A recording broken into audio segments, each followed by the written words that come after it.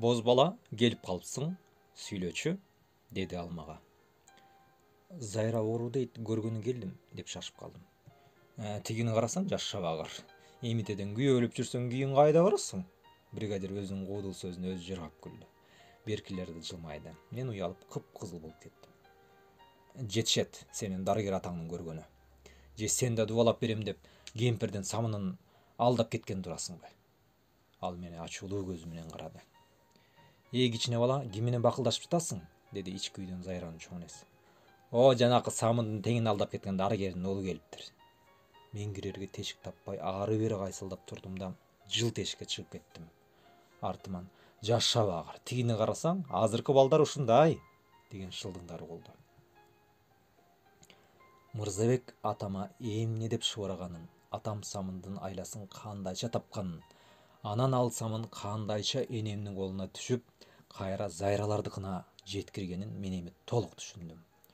Эртеси да Зайра эсине келбептир. Жанакындай шылдыңдан коркуп, эми Зайранын терезесине барганды да койдум. Кийинки күнү согуштан Зайранын атасы курман болгондугу жөнүндө кагаз келди. Байкуш кемпирдин жалгыз небереси тигинтип өлүм алдында жатса, жалгыз уулуңан айрылдың деп кантип угузабыз дешип, кара кагазды убактылуу жашырып коюшту. Зайра экемдин абалы күндөн күнгө начарлай берди. Мен болсом жөжөсү сууга түшүп кеткен күрпүчө айлам кетип ары бери чебелендим. Жарк эткен шамым күндөн күнгө үлбүрөп өчүп бара жатат. Таңды таң атканча көз ирмебей, ойлорумдун бардыгы Зайра. Экөөбүздүн жаанда шөлбүрөп кыядан келе жатканыбыз, анан өңкөрдөгү татынакай болуп мөлдүрөп мени карап жылмайышы көз алдымдан кетпеди. Бир күнү таңга жуук терезени бирөө какты. Бу ким? Деди тура калып. Турусбек атаң үйдөбү? Ооба. Чакыр батыраак. Зайранын шайманы бошоп калды. Бирөө мени оор нерсе менен төбөгө чапкансып, көзүм ымыр-чымыр, башым кеңирей түштү. Болбат, атаңды чакыр деген үн өтө ыраак жерден угулгансыды. Мен калтырап, атамдар жаткан бөлмөгө кирдим. Аталап бакырсам да үшкүрүп бышкырып ойгонбой койду. Кечинде ичип келген, ойгонот дейсиңби? Өзүм барайын, деп энем туруп кетти.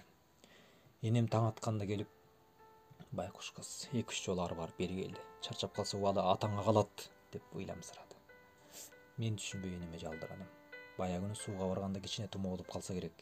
Атаңды дем сал деп чакырса, тамырын кармап көрүп, жакшылап киринтип туруп жаш сорпо бергиле дептир. Энем бир нерседен чыга алгандай мени карап алды да ички үйгө кирип кетти. Ал күнү ат жиберип түптөн Алексей Степанович Кривоносов деген докторду чакырып келишти. Айылдагылар аны Кривонос деп коюшчу. Ал жылдары далай адамдын жанын алып калган. Айрыкча айылда кара тумоонун эпидемиясы тарап кеткенде, өзү эс ооп жыгылып калмайынча күндебей, түндебей айылды ыдырып, укол куюп, ооруларга дары берип, төшөнчүлөр дезинфекциялап иштөөчү эле. Кривонос Зайраны көрүптүр да: "Айла жок, кайрат кылыңыз, байбиче", дептир. Дарты эмне экен десе, мурун анча-мынча суук тийсе керек, анан кабылдап кетип, эки кабыргасынан тең сезгениптир. Мени мурунтан чакырганда айла боло бар эле, деп жооп бериптир. Ошол түнү Зайра таңга жетпей калды.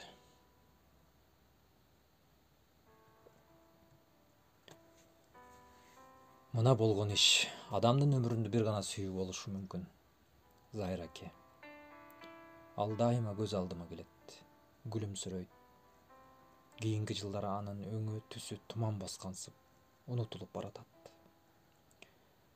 Жылдар, жылдар.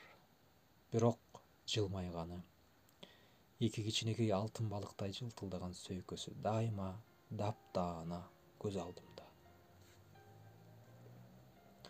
Турусбек чөнтөгүнөн чылымды алып тартты да унчукпай калды. Эмне үчүн сен күнөөнүн бардыгын атаңа коесуң? Оорусу катуу болсо, ким болбосун айыкпайт да, деди жанатан бери унчукпай көзүнүн жашын көлдөтүп олтурган Рапия. Албетте атам кылды калгылыкты. Анын боштугу, анын мажирөлүгү, ал энемден корккондугунан жанакындай жок дарымдоону таап, сабатсыз караңгы кемпирдин самынын алдап алып отурбайбы? Азайра болса эмне? Жетил эле кыз энесинин тилинен чыкпайт да. Сууга түшүрбөсө кабылдап кетпесе эле. Чындап текшерсе соттоочу иш бул. Эх, караңгылык, сабатсыздык. Таң атып калыптыр. Биз 1 Май көчөсүнө жеткенде асфальтка суу бүрккөн машина күпүйүп чыга келди. Күндүн нуру миллиондогон алмаз тамчыларга чагылышып, укмуштуу түргө бөлөнүп, кол кармашып келе жаткандардын көзүн уялтты.